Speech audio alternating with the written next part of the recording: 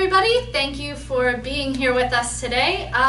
We have 4 people that are voting in their first election this year, and we're going to be talking to them and getting their opinions on the current presidential election.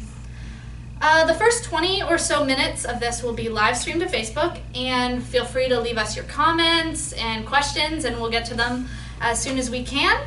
And the full version of this interview here will be in the paper sometime next week, and you can watch the whole interview live recorded on our website. I just want to go over a couple rules about how we're going to hold this discussion before we start.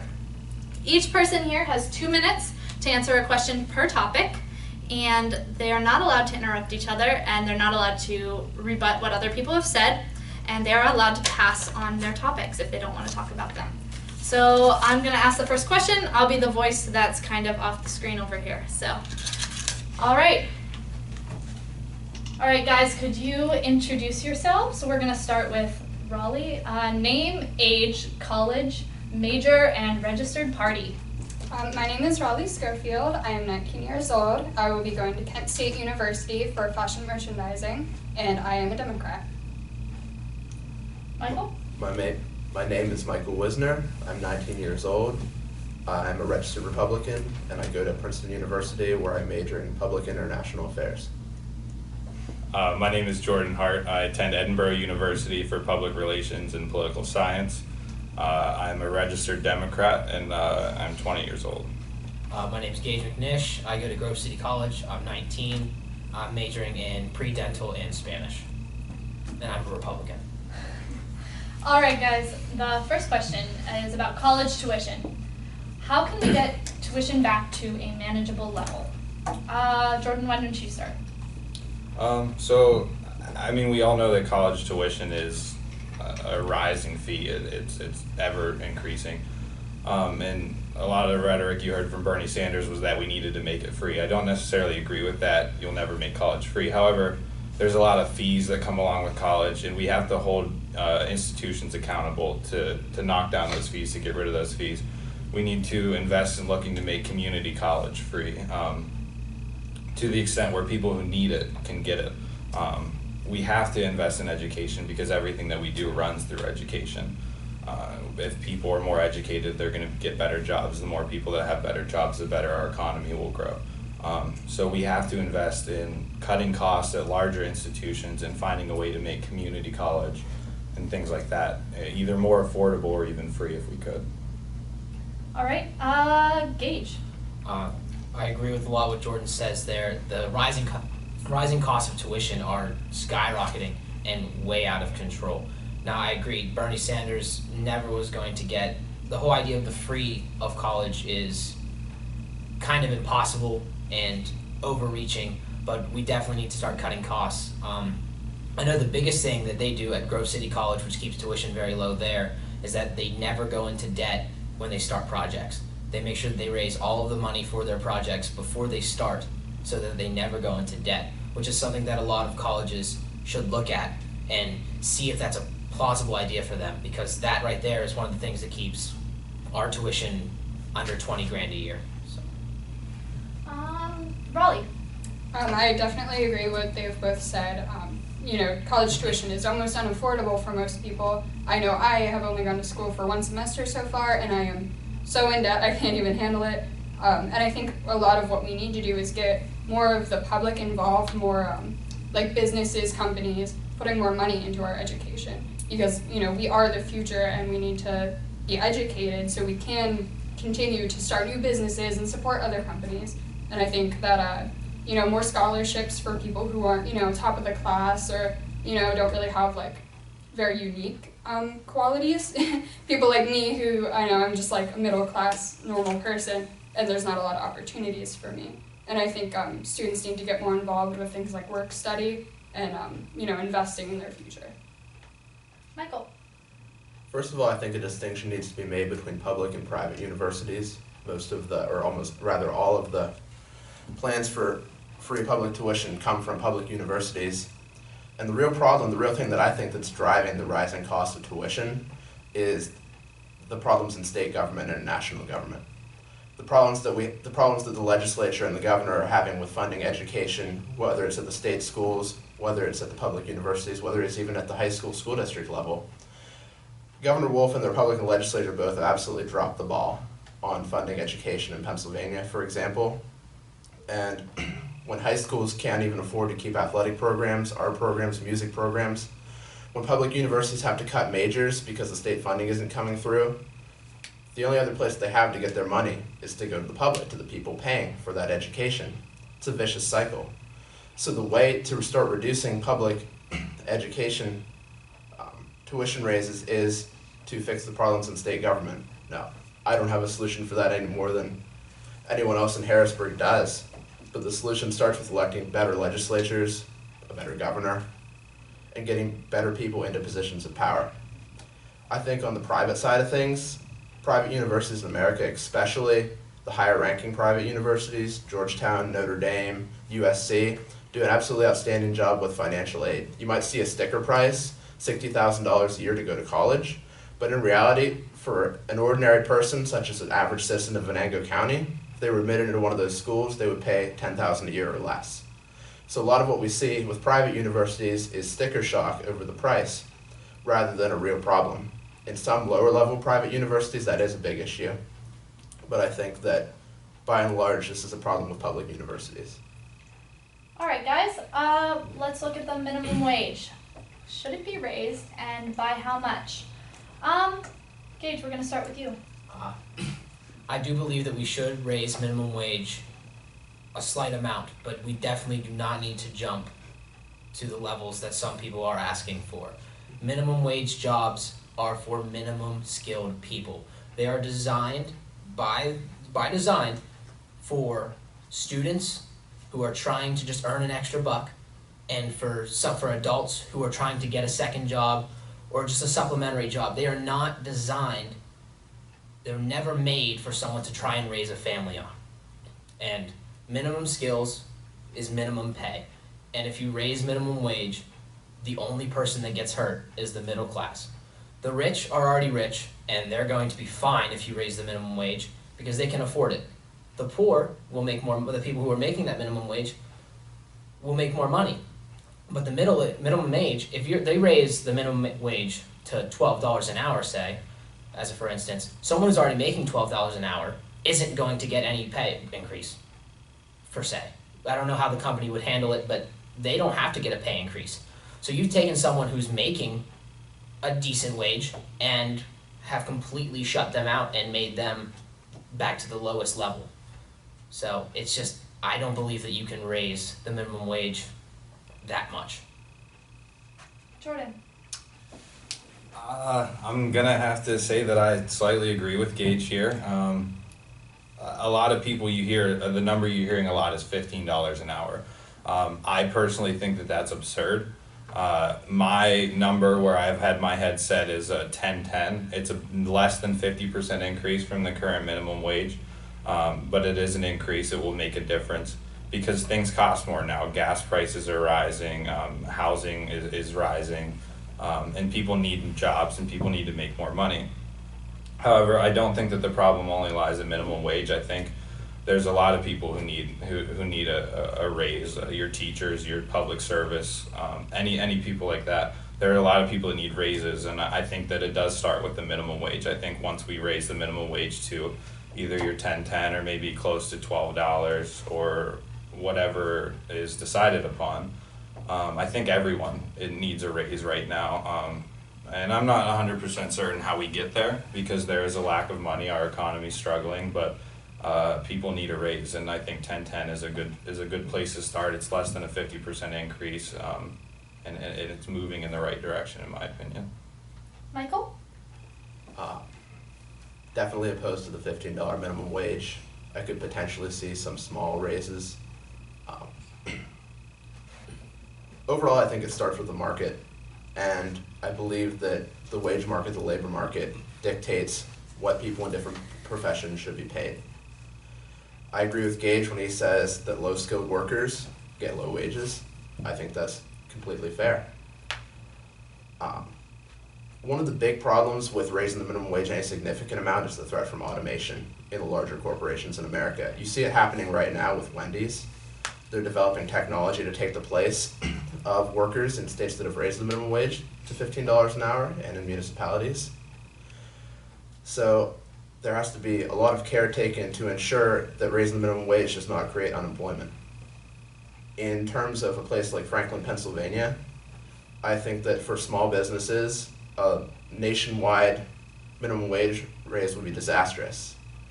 I think that for a small business around here, $12,000 a year, which is what it would cost to raise the minimum wage for a business with 10 employees, is absolutely ridiculous. I think there's no justification for $15 an hour in Franklin, Pennsylvania, or in Venango County. Maybe in places like Seattle, maybe in places like New York City. But overall, my belief is that the minimum wage should be set at the local and state level rather than at the national level. Raleigh? Well, we can all pretty much agree that a minimum wage raise is definitely like something we need, and we can all agree that 15 is a little ridiculous. So I think the solution is just to do very small, gradual raises over, a couple of years, maybe like 25 cents every few months. And it's not a lot, but it will be enough to, help the people who need that raise. I have been working a minimum wage job for 3 years and have not had a single raise yet because, my company can't afford to give us a raise. And, making it so more people are, paying into these small businesses and, just like boosting the entire economy can really help that. And I definitely think, it's like, minimum effort, minimum wage, but, working in a pizza shop or at McDonald's or at a gas station, you do a lot more work than you realize. And it's definitely a lot more than $7.25 worth. I lived in Tennessee for a few months and was working a job at $10 an hour, and that was perfect. I had enough money to, pay my groceries, pay for gas, take care of myself, and I had a little bit of room to save money for college.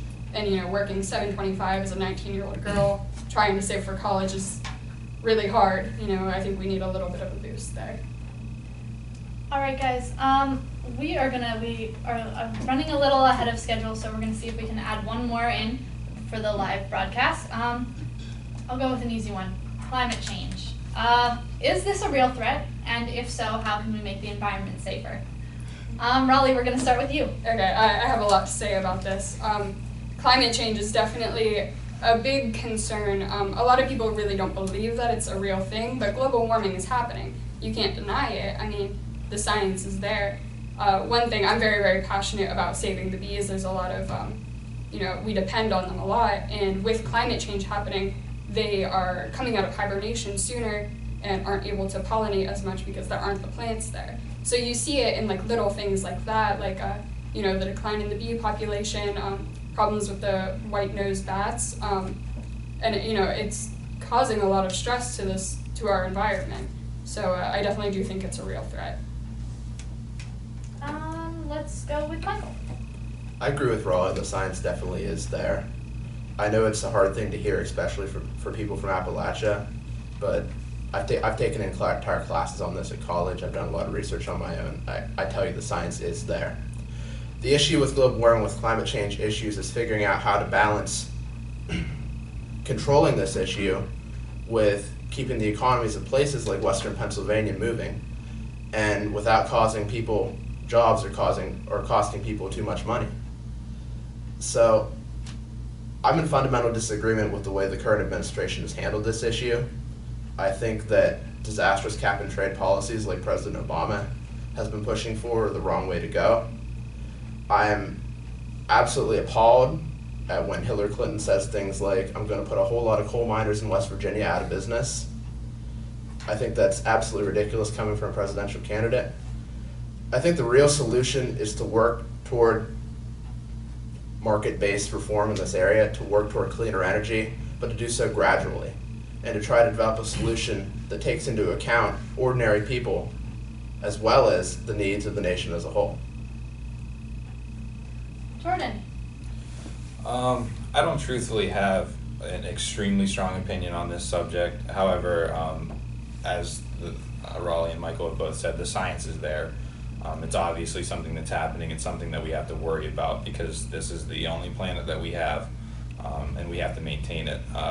I think that a large thing that we need to do is hold coal companies and large manufacturing companies accountable for lowering their emissions, and we need to find a solution to make sure that maybe we can invest in clean energy and zero emissions vehicles and things like that. I think that we have to develop a plan, because I really don't think that there's one that's in place. I think our biggest goal right now is to cut down on emissions, whether it's from vehicles, from manufacturing factories, from anything that we believe is contributing to these greenhouse gases or whatnot.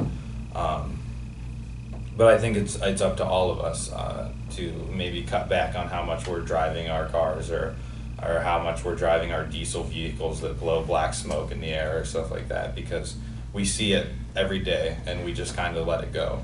You see a semi truck go down the hill and a black cloud of smoke comes out, and it doesn't really bother us or faze us at all. But I think it's time to start having the discussion and start coming up with solutions. Not that I'm saying that I know 100% what the solutions are, but it's definitely time that we have that discussion, because this is a real issue.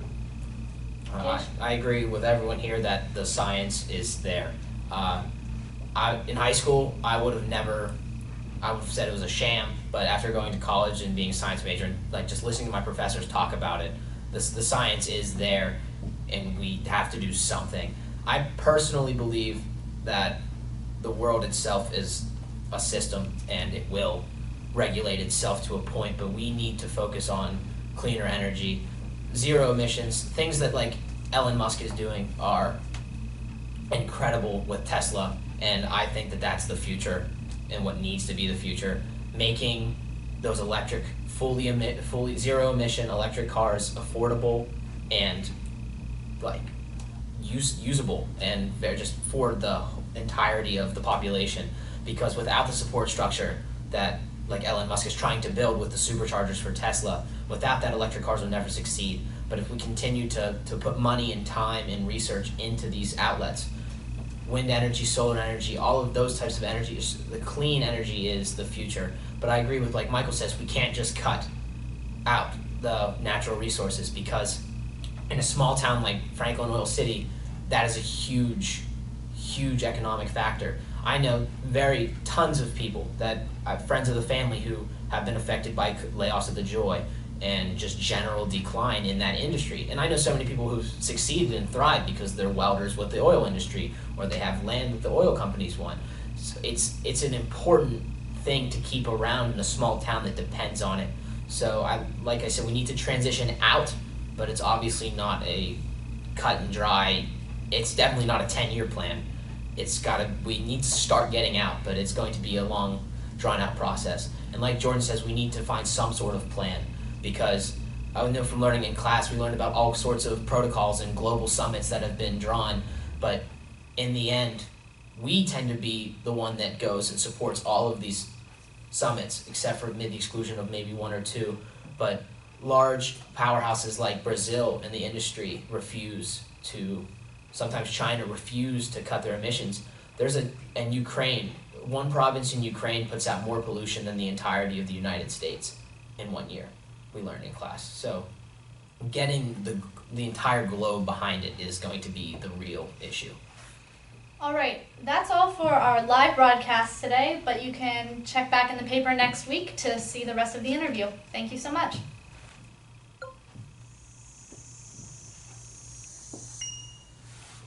Thank you. Wow. All right, guys. Guys. You ready for the next one? Now we're changing cameras. All right, let's go with the Supreme Court appointment. Who should have the right to appoint the new justices? Jordan, go ahead and start.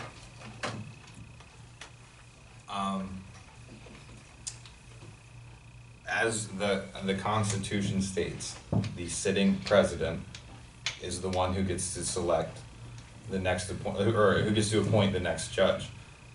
President Obama is the sitting president of the United States of America.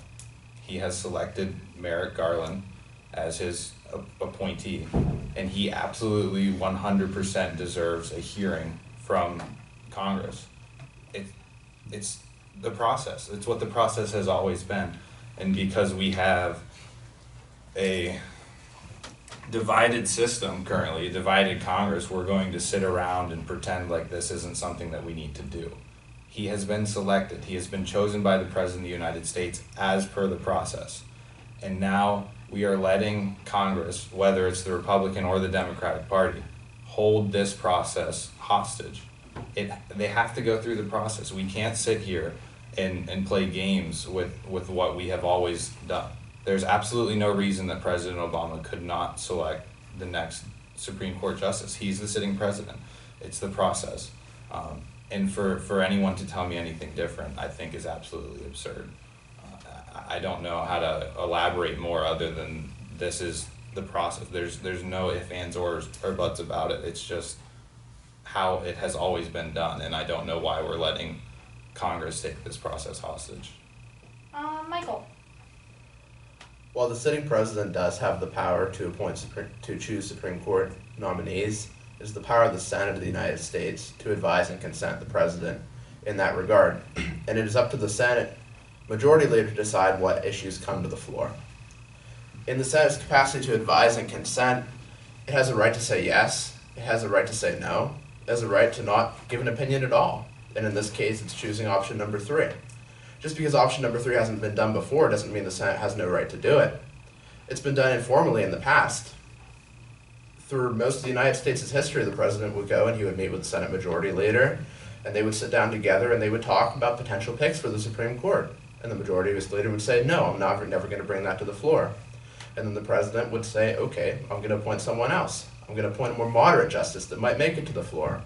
The two agree, and then it happens. The justice comes to the floor and receives a vote. In this case, just because the sitting president has chosen to take that to the press, rather than to have a discussion with the Majority Leader, does not remove the Senate's power to advise and consent. And I think that if President Obama were to nominate a more moderate appointee that will be acceptable to the Republicans who have been duly elected by the people as the majority in the United States Congress, then he might have better luck. Raleigh? I'm going to agree with Jordan on this one. I don't have a very strong opinion, but I definitely agree that, something needs to be done and he has the right to do it. I don't have an overwhelming opinion on this one either, but as the tradition states, he has the ability to appoint it. So the Senate has a responsibility and the Congress has a responsibility to take a vote, to do that. I'm not saying that they have to agree, but they should give it a shot amongst Congress. And if they truly believe that he won't pass, I don't see why they're stalling the situation. If they think that he's truly not worthy of it, then he should not get the appointment. All right, Obamacare. Is Obamacare solving the healthcare problem in the country? Raleigh. I'm going to pass. All right, let's go to Michael. I would say that overall it's a well-intentioned program that has had disastrous results. You look at the initial projections that we were going to have 20 to 30 million new insured, the number is currently 10 million. Obvious failure right there. You look at all the issues that we're having, even getting the program on the ground. You had, I believe, 25 states rejected setting up the individual healthcare markets. You look at the launch even of the website, and you see Department of Health and Human Services Secretary who had to resign because the federal government couldn't even figure out how to put out a website that would work for this exchange. You talk to doctors here in Franklin and around the nation, and they say it's been disastrous for them. A lot of people are getting out of medicine because of this, because it's not profitable for them to continue to take these new people that are being insured through Obamacare. Do these people need to be insured? Yes, but this is not the way to do it. There has to be a better system, and there has to be a system that's developed with everyone in mind. You look at the way healthcare was passed in the first place, ramrodded through the Senate without a single Republican vote, without any debate or any discussion. And that right there is symptomatic of the biggest issue. No one was consulted. It was what President Obama and the Democratic majority at the time in the legislature wanted, and that was that. I think that had time been taken on this and had more market-based solutions been discussed, then maybe it would have been more successful. But I think by any estimate, by any statistic, it has been a monumental failure. All right, Jordan, I'm going to give you 4 minutes on this if you would like it, since we had a pass. I don't think I'll use all 4 minutes. I'm gonna try and keep this fairly downtrodden, so we're not gonna get into an argument. However, at its core, I believe that universal health care is a fantastic idea. I believe that every single person in the United States deserves health care. They deserve to be taken care of. A lot of what Michael said is correct. It was pushed through pretty quickly. It was never compromised. There was no compromise between either party. And I think a lot of the issues we'll discuss today will come back to the fact that Congress, both Republicans and Democrats, do not work together. So yes, absolutely, it did get pushed through. It did get pushed through with no Republican votes. However, I don't believe that had they tried to speak with Republicans, and as we've clearly seen them try to knock down the bill, 69, 70 times now, almost, there is no compromise between the two of them. So even had they tried to work with the Republican Party, I don't believe that it had ever worked. I think that Obamacare is slowly working. And Michael said that people are getting out of the medical profession because it's not profitable, which kind of bothers me to an extent. Yes, doctors deserve to be paid, they do. Doctors are fantastic people. They went to med school, they deserve to make money.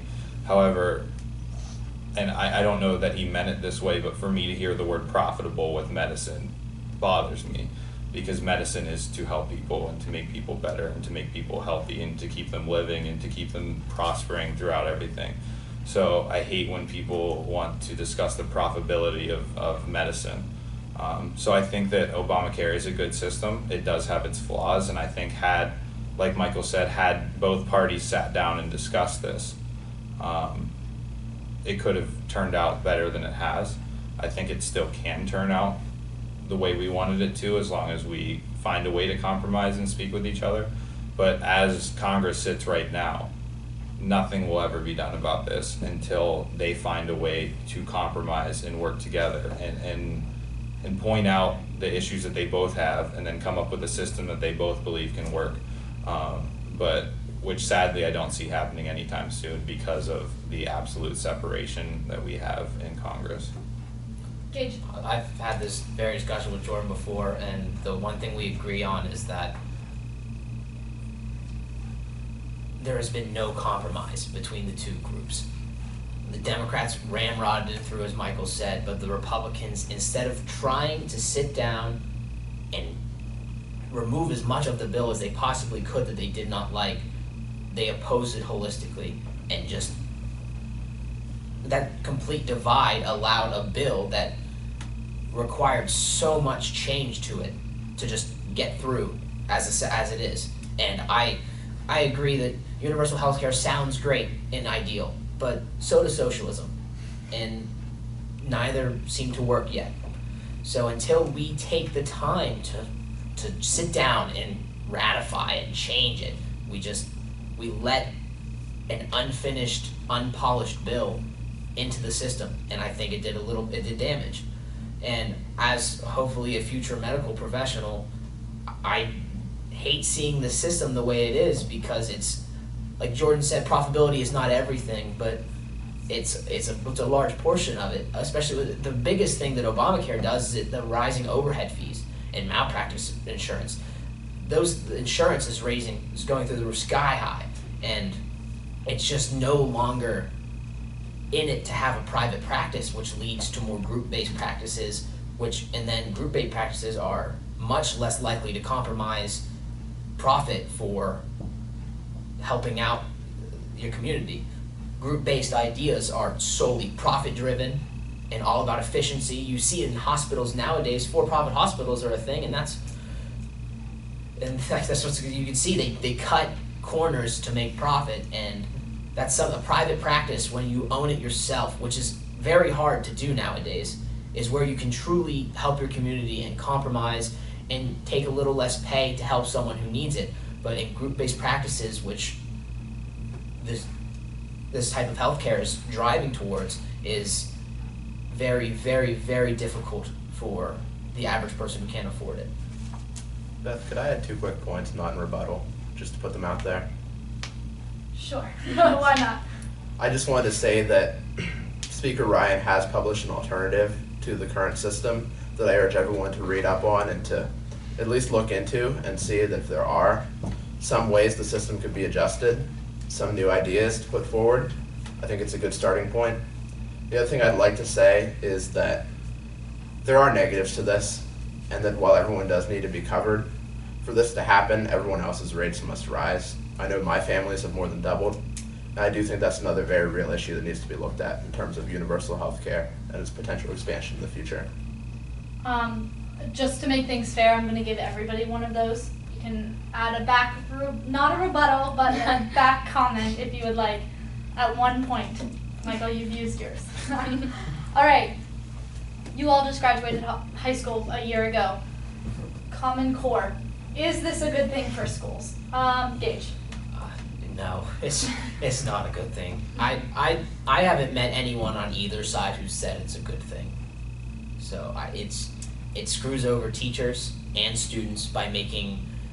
I remember back when we used to take the standardized test, even in like the really young age, the way that they wanted you then even to word and do your work was not anywhere near what you learned. And I remember just losing random points on what we had done. And this is just points, but think this Common Core has taken that whole idea and it's kind of made it to where kids have such a set way that they need to learn things, and that's just not how it works, especially with math. There are so many ways that you can do things, and trying to cookie cutter box it into one way is just not a way that human beings act. We think. We have range to go about how we want to do, and to give everyone one set way that they require that everything be done it just goes against human nature. All right, Raleigh? I think Common Core is well-intentioned but very flawed. I think it's definitely important that high school and elementary school age students have a standard that they're held up to and should know certain things. That way when you get to a university, it's important that you all have like the same general set of skills and can start building from there instead of having to backtrack. And but I definitely think the standardized testing hurts students, and it holds a lot of students back, and it definitely hurts teachers. And I just needs like reworked, I think, to make it so everybody has a certain level that they should be at, but not necessarily like a frame that they should be in. Michael? Yeah, I would strongly agree with what Gage said. I would say that Common Core has been a failure. Teachers hate it. That's the biggest indicator. If teachers across the country are saying this is a bad system, it's a bad system. It's as plain as that. I think that in a country that needs innovation, in a country that needs new ideas, and in a country that needs new and innovative ways to move forward, to hold students across the country to a set standard, the be-all, end-all, no matter what, this is what they're going to learn, this is what they're going to learn when, and then we're going to test them on it, and they don't respond in the exact way that we want to, then they're not going to get through, I think is horrible. We're trying to create leaders for the 21st century, not robots for the 19th. Jordan? So both of my parents are teachers, so this hits home pretty hard. And I think we're all going to agree here. Common Core is a disaster, absolutely, and it fails at its own name, common. The biggest problem with it is that the word common doesn't work because no students are common. Kids are not common. Kids are different. They're diverse. They learn differently. They think differently. They speak differently. They act differently. Each and every individual student that sits in a school, in a classroom every day, is different from the one that's next to them. And we have to find a way to relocalize education and allow school boards in the town to understand what their students need to learn, and allow teachers to teach again, not to a test, but to their students. They need to be able to speak to their students and to build relationships with their students and teach them the way that they need to be taught, and not the way that some people sitting on a board somewhere in Harrisburg or in Washington, D.C. have decided that they should be teaching. We have great teachers, we have a great education system, and at one time we had the greatest education system in the world. we still can have that. We still have those teachers, we still have those systems in place. But with this system, with this Common Core system, we are leaving people behind. We are punishing teachers who are working in low-income areas, teaching low-income students. It's scientifically proven that kids who come from low-income areas are going to develop and learn slower than kids who have grown up in a high-income area. So the way that Common Core states it is that a school in the middle of Pittsburgh, a nice area of Pittsburgh, should be doing the same as a school in the Hill District in Pittsburgh, or on the east side of Erie as the same as the west side of Erie. It doesn't work. It leaves kids behind. It punishes teachers for something that they have no control over. A child is more than a test score, and they have always been more than a test score, and a teacher is more than the test scores that her children get. A school is more than the test scores that the students get, because there's absolutely no way whatsoever that a test score defines any one person, ever. Some people don't test well, some people don't do certain things well, and we have to relocalize. We all, I believe, had Mr. Gustafson in school, and he was a teacher that we all connected with, and he took time to speak to us, to be our friend, but also our teacher at the same time. And there are a lot of teachers like that. There's hundreds of thousands of teachers like that, but they're all so busy trying to teach us to a test. I think we can all agree that sometimes they don't have time to do that. And I think we have to relocalize education and allow teachers to connect with their students and teach them the way that they need to be taught. I'm going to ask a second question on this, that came up. You all graduated from Franklin and have gone on to university. Franklin is listed by the state as a failing school district. Did Franklin fail you? Let's start with Michael. Oh, thanks, Beth. I would have to say that I had an absolutely fantastic experience at Franklin. Some of the greatest teachers I've ever had, including those at Princeton University, have come in my experience in high school at Franklin. I would put some of those teachers in that very same status. I think that there's things Franklin does well, and I think there's things Franklin does very poorly. I think, for example, that we have an outstanding English department, and I would attribute a lot of my success in getting into Princeton University coming from the way I learned to read and write and think analytically from teachers like Mrs. Coward, Mr. Green, Mrs. Lusher, Mrs. Garcia. But I think at the same time, a school like Franklin, whether it's through its own failure, whether it's through the failure by the state to fund it adequately, I just don't think it meets the needs of a highly educated population. I think it meets more local needs, which in some ways is good, in some ways is bad. I think for someone like me or like Raleigh, like Jordan or like Gage, who have aspirations to move somewhere else and to go and to compete in the international sphere, in the larger world, I think that Franklin failed us in a lot of ways. I think that we could have been much more adequately prepared for the business world, for the political world.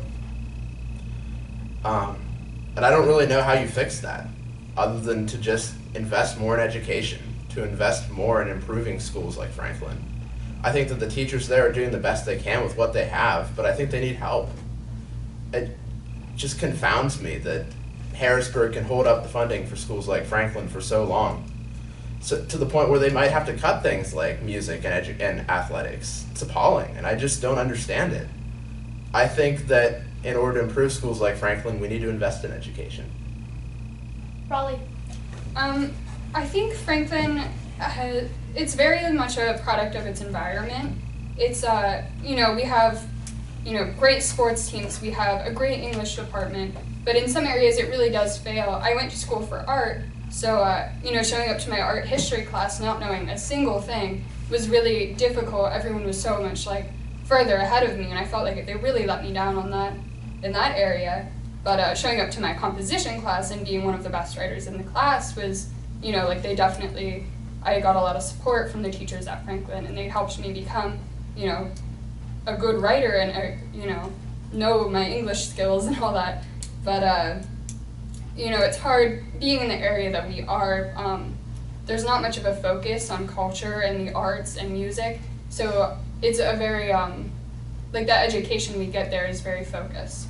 And so in some areas, for some people, it is a really good school because it gives them exactly what they need. But for others who, want to go to school for art or design, culture, anything like that, it's kind of, not so good. Gage. Franklin helped me in many ways. It has failed me in a few, but I'd say that it definitely was a much better school than people give it credit for. It has its downfalls, but I honestly think that has to do with the state government and even the school board. But when I went to college, like Raleigh said, going into my science classes, I was basically relearning everything for the first time. Going into my writing class, blew it out of the water because the English program there is stellar. But I think that people give public schools in general and Franklin a bad rap, but I believe that your formative years in public school are so important to coming out and learning how to deal in the social sphere. At Grove City, a lot of people came from homeschool, and not to bash homeschool, but social skills are learned in the public school, which is one of the things that Franklin really succeeded in. Was we have not a whole lot of diversity in Franklin, but more than you're going to get at home, and that was the biggest thing that Franklin would help me with, where I met some of the best teachers that I've ever met and had the experience of learning from, who helped me through a lot and gave me a chance when my procrastination would have left me high and dry anywhere else, who put their faith in me and knew that I was better than I was putting myself out there to be, which that is something that is indescribable and incomparable to anything else. Jordan.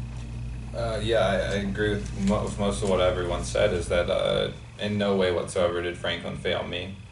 I had a lot of great teachers. I developed a lot of great relationships with my teachers that I still hold today. I talk to many of my teachers either through email or text message or whatever.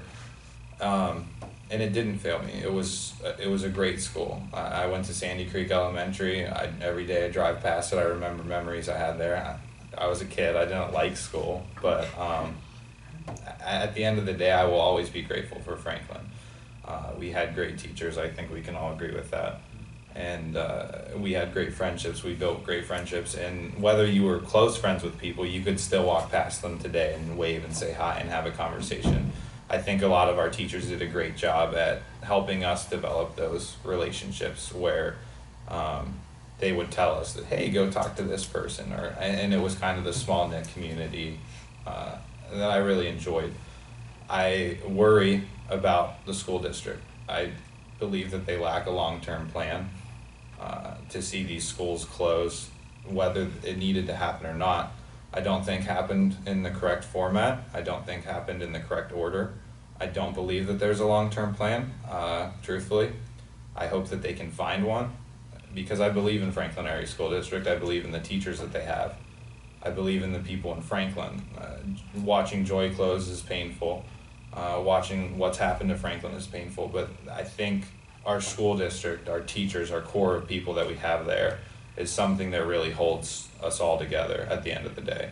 So I hope that they can come up with a long-term plan and that they can succeed through whatever they're going through currently, but certainly did not fail me. All right, another probably heated discussion point. Planned Parenthood. Should it be funded and why? Gage, I'm going to start with you.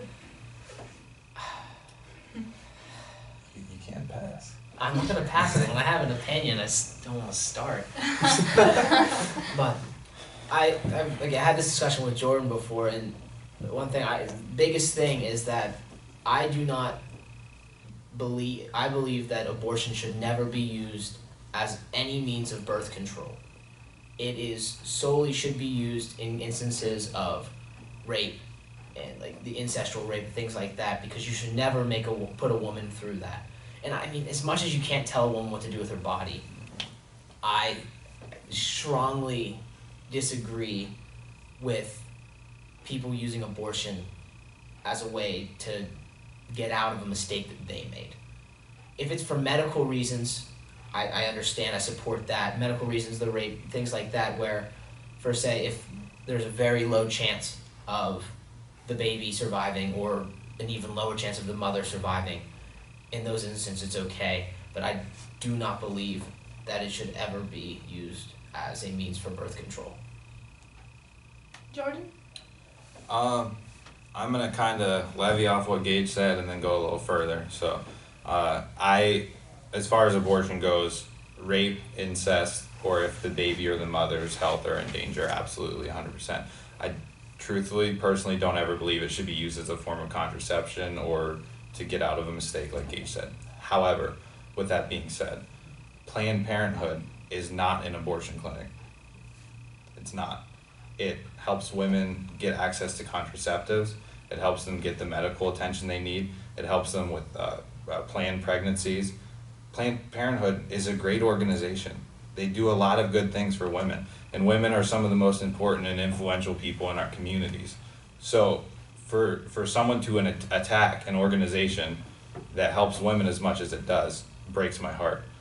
Yes, people might not believe in abortion or things like that. However, that's not what Planned Parenthood is all about. It's about helping women succeed, and it's about helping women be healthy and make healthy decisions and move on with their lives healthfully. So absolutely 100% no, Planned Parenthood should never be defunded because it helps women, and women need help.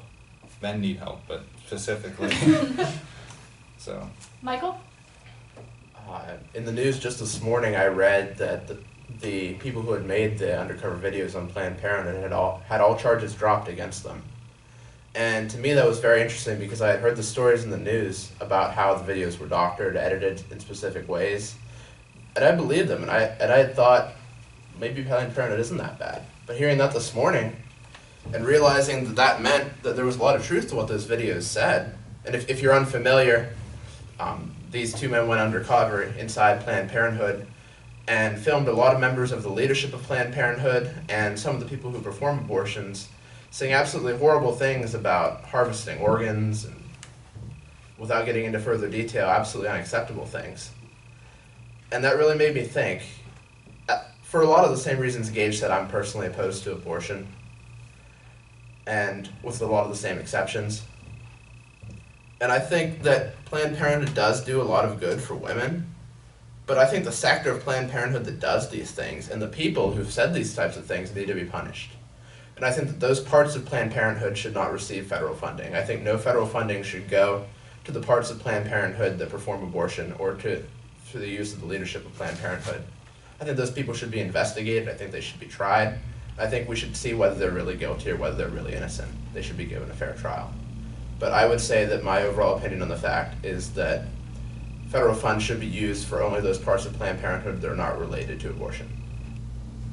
Raleigh, I saved you for last for Thank a you. reason here, so go ahead. All right. Well, as a woman and as someone who is pro-choice, and I'm not going to go into that because everybody has a different opinion and has different feelings about it, but that's just my personal opinion.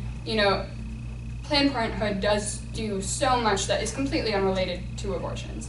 And so for that, defunding Planned Parenthood when they are doing amazing things like keeping children alive by, caring for women, they're doing the right thing by supplying birth control and STD testing and all of these things that definitely counteract the negative effect of the abortions.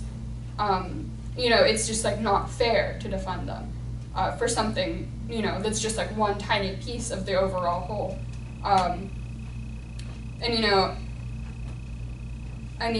Maybe defunding the abortion aspect of it would be a move they could make. But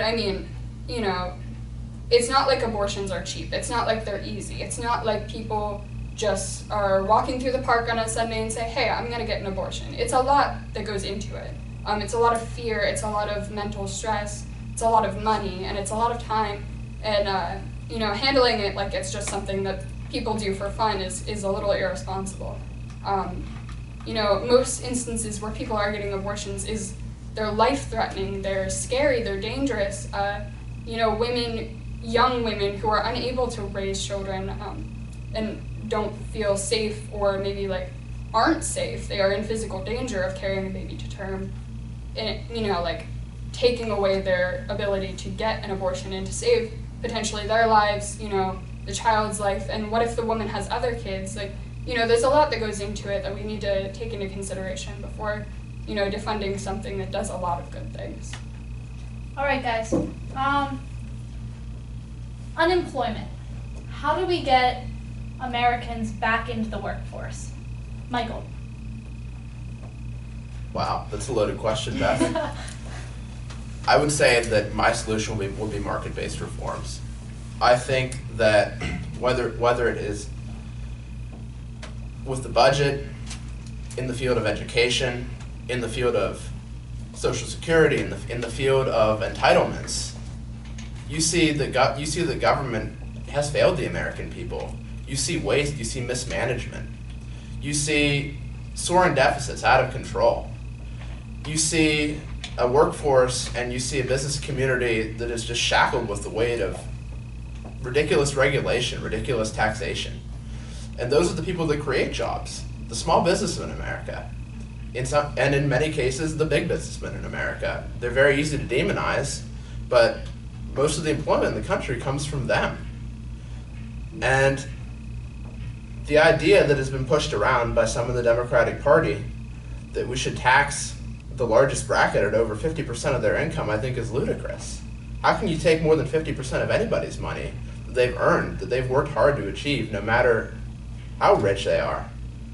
I think that the solution in terms of taxation would be a fair taxation system, a flat tax that takes into account everyone's ability, but also takes into account everyone's work and how much they put in the line to achieve that.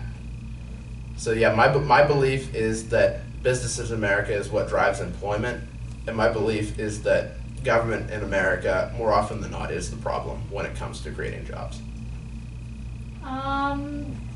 Jordan. I'm not gonna go too deep into this, but I've always had a strong belief that education can be a determining factor as to why there's so much unemployment. Specifically with like your community colleges or your 2-year colleges, I truthfully believe that if we could find a way to put a system in place where we could make 2-year or community colleges either more affordable or almost free, to the extent where people can get enough education that they can enter the workforce, that we can get more jobs into the community. Because right now there's no incentive for people to go to college, because as soon as they step into the classroom, they have $40,000 of debts on their hand. So no one has any incentive to go to school. They just want to some people want to ride the system, or some people get stuck in the system. There's people in the system that don't want to be there and that they want to contribute to the workforce, but it just doesn't make sense to them because they're going to lose money at the end of the day.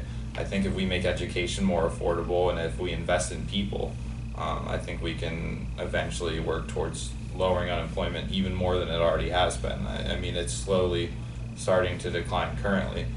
And I agree with some of what Michael said. I do think that we need a fair tax system. I would never agree with a 50% of anyone's income. However, I do believe that the people at the top need to pay their fair share, because there are a lot of loopholes. I mean, if Warren Buffett wanted to, he could pay less in taxes than his secretary does, and that doesn't make any sense. But they need to pay their fair share, and I think that we need to reform the tax system that works for everybody, so that the people at the top who have money are paying, but the people at the bottom are still paying, but what they can pay and not more than they can pay. People shouldn't be paying into taxes more than they can afford. You shouldn't have to pay a tax and then not be able to put dinner on the table that same day. So we need a fair tax system, fair tax reform, and then invest in infrastructure and education to get people more involved in the system. I'd like to piggyback off what Jordan said a little bit. I think personally that we need to get away from the idea that everyone needs to go to a 4-year college. Because that idea that a lot of people think it now, you have to go to college to get anywhere. And the truth is, you do need other schooling, but so many people overlook the ideas of trade schools, which are such a great way for people who cannot afford the debt that you're going to get from 2 and 4 years, not necessarily the 2, but the 4-year college is a big debt financial responsibility to bring onto yourself. But the trade school market, people have just kind of shied away from that, when truly those are the jobs for people who cannot afford to go to college but still need a job. So we need to get out of the focus that everyone needs a 4-year bachelor's degree to get anywhere in life, because a trade school will get you just as far in many circumstances. In truth, a trade school degree will get you just as far as any 4-year degree, if not further, in your life. Only a graduate degree is where it really kind of takes you beyond that of a trade school degree. Also, to add on, one of the things that I think is a big help would be the tax system. I agree with Michael. I agree with the flat tax system. I think we need to eliminate loopholes. Like as Jordan said, the fact that Warren Buffett can do that is ridiculous. I think we just get rid of loopholes, get rid of those things, and just a flat tax where everyone pays their share. And I think one of the biggest things that we can do to help businesses bring employment back to America are, again, this is kind of contradictory to loopholes, but through incentives. Because if a company has fully American workers, and I think it's one of the biggest things that can help with the healthcare issue as well, is that if you provide a business an incentive to give healthcare to all its workers, to keep its workers in America, that's a huge factor for a business to look at. And I understand profit is everything for a lot of businesses, but there are a lot of business owners out there who are just as concerned with helping America as they are with profit gain. So to give them an outlook to where they can still make a profit and spend the extra money of keeping things in America and providing solid benefits to their employees is a great way to actually improve employment in America. Raleigh? I feel like a lot of this has to do with the education system. College is really expensive, and most people, especially in this area, are having a hard time affording it. And so that's, leading to adults and, 40-year-old men and women who are working these part-time, flipping burgers all day kind of jobs, and they're not, making enough money, so it's just easier for them to be unemployed and to ride that system.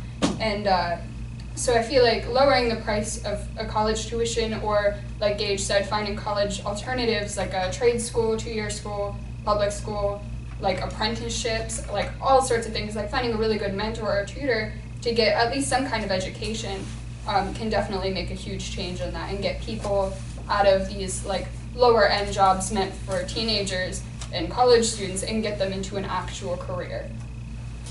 All right. I'm going to give you, this next one is really a loaded question. So I'm going to give you a little extra time. I'm not going to be a stickler. Okay. This is a lot of things lumped together. Transgender bathrooms, LGBTQ rights, and Black Lives Matter. Oh no. How do we support these groups of Americans? It's a tough group. Can we separate the third from the first two? Because Right. they're very Would you like different to? issues. Yeah. The third and the first two are kind of. Okay, Right. so LGBTQ community. How do we specifically support them with the issues that are going on in today's society? I'll start. Jordan. I personally think it's a super easy answer. And your question is, how do we support them? We just support them. If someone wants to be a gay or lesbian, homosexual, whatever they want to do, there's absolutely no reason that we need to oppose that. It's a personal choice. I'm not asking you to accept it in your heart or choose that you support that specific lifestyle. However, just because someone is a homosexual or a transsexual, whatever, anything, it doesn't matter. It has nothing to do with you. It has nothing to do with anything that you're ever going to do. When you go to bed at night, you're going to be the same person if you walked down the street and saw a gay man. It just doesn't matter to me specifically, and I don't see how it matters to anyone. I don't say that everyone has to support it and go walk in a gay pride parade. You don't have to do that. However, I do not see any reason why any other person should be able to dictate who someone else loves. And it's as simple as that for me. Gage. So in high school, I would have been cut and dry. I was a homophobe. I'll admit it. And once truly getting out into the real world and working, I work retail, and you meet a lot of people. I work with many people who are lesbians, and it's just once you get outside of that boxed in view that there's something wrong with it, in my whole preaching idea is that it's not about acceptance, it's about tolerance. Because I'll personally never agree that it is right or correct, but who am I to tell anyone who they can love or who or what they want to be? And does not affect me to see, like Jordan said, to see a gay person doing what they do. It does not affect me. I'll never accept it, but toleration is the key. And that's what I think people need to look at when it comes to the rights, is that it's not about acceptance, it's about toleration. Because people are never going to fully, truly accept something that is core to what they believe their morality. And to force someone to accept it is against their rights as a human being to disagree. But they need to learn toleration because, again, they are humans and they have rights. And like Jordan said, we just need to support them and let them be who they're going to be, because at the end of the day, it doesn't affect any of us. Raleigh. I honestly think this is such a silly discussion, but everybody has like very strong opinions about it. I mean, like, at the end of the day, we are all just people. We are all so incredibly different. You'll never meet anyone who is exactly like you. And I feel like, you know, the LGBTQ community is not an exception at all. They're just people. We're all just people, and the fact that we have to question, do these people deserve the same rights as everyone else, is absurd. It's rude. It's just, it blows my mind that, you know, people can think like, oh, just because these people are different, they don't deserve to get married and be happy and, you know, be able to work in the same places and be able to be in the same places. It's just, honestly, it blows my mind. Like, these are just people trying to use the bathroom, trying to live their lives, trying to fall in love. And, you know, the fact that we even separate them, like, it's good if you are in that community, you should be proud. You should be truly proud of yourself and who you are and being okay with who you are. But the fact that we have to separate them like they are animals is absolutely ridiculous. We are all just people at the end of the day, and we all need to get along and understand that we all have equal rights. Michael? I agree with a lot of what's been said. At the same time, I think there's value in understanding that what a society is and what a community is a group of people that come together and make common agreement on what they believe to be the way that their society is operating, what they believe to be acceptable, what they believe to not be acceptable. That's the basis of any society. Society is the basis of any community. Now, given that, I think that by democratic norms and by the Constitution, the Supreme Court has ruled for the people that gay marriage is the law of the land, and I think that we have to accept that, and I think that we have to respect that. At the same time, I understand where people are coming from who don't share that view. And I think that it is, at the same time, their right to voice that view and to hold that view. Personally, I don't know where I stand on this issue. I'm very confused. I don't know what I think. My views have been evolving as I've learned more, and I've gotten to know more diverse and more varied people. But I think it's something that's going to take time in America. And I think it's something that we might all reach someday. But I also believe that there needs to be respect given to every viewpoint, whether it's agreed with or whether it's not. And I think that if nothing else, that people of all kinds, whether they're straight or whether they're LGBTQ, need to be respected and need to be given voice. And I don't think that anyone should be shouted down. I don't think that anyone should be treated with hate just because they are different. Marriage is a different thing. I don't know what I think on it, and I think a lot of people don't know what they think on it. But I think that we as a society will come to judge and to decide what the best course of action is in the future.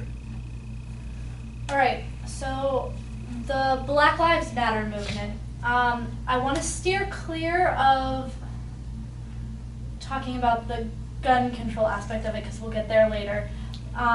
But, you know, there's been a lot of tension between black people and cops. How do we fix it? Michael. I'd have to say that I'm absolutely, totally in opposition to the Black Lives Matter movement.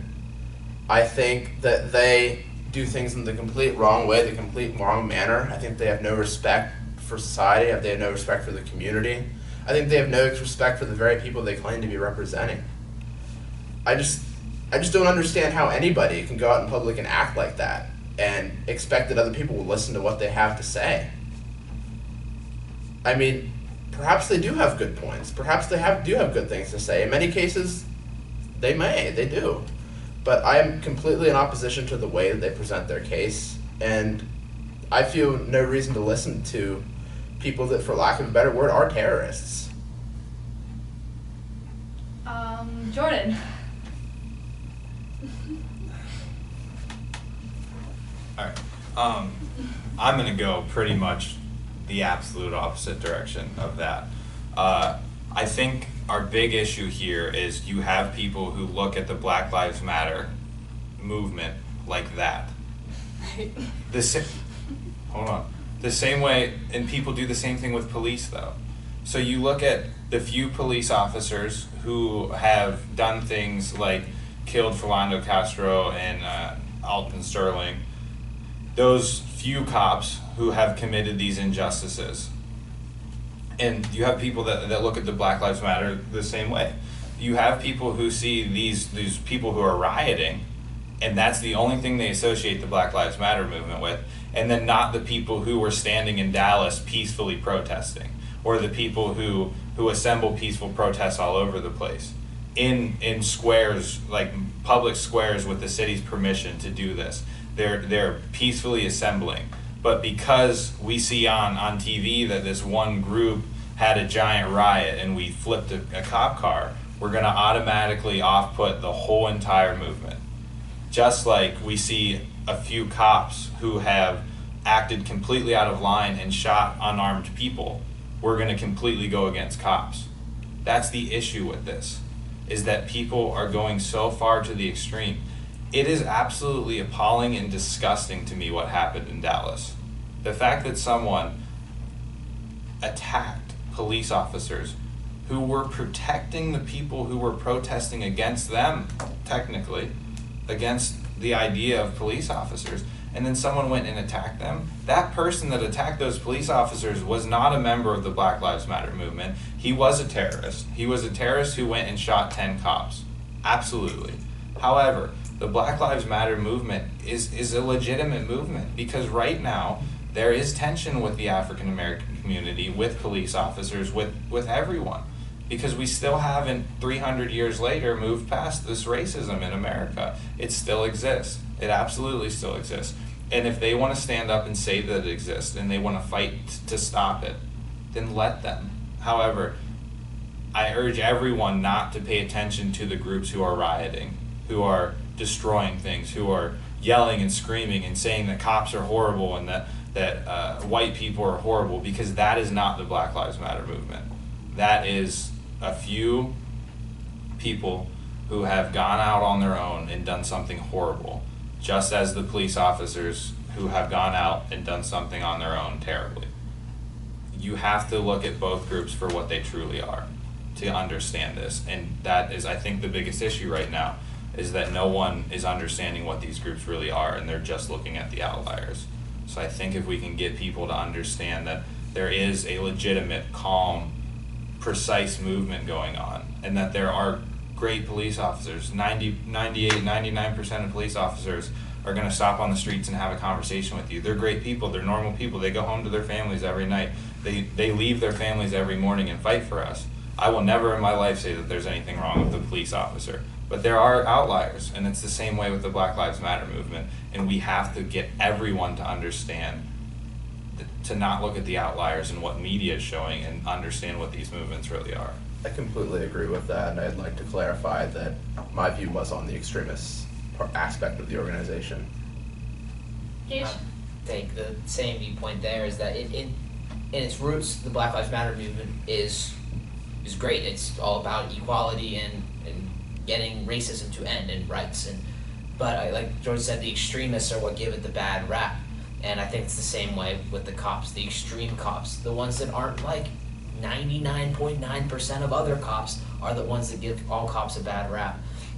And I think the biggest thing that needs to happen is that they need to in the black community, they need to find a value in self-worth, which is just what you see in all criminals and murderers in general, not the black lives, not black people. I'm not trying to say it. I'm saying in that aspect, if you can't find self-worth, you find no worth in your life or anyone other's life. Because if your life doesn't matter, their life doesn't matter.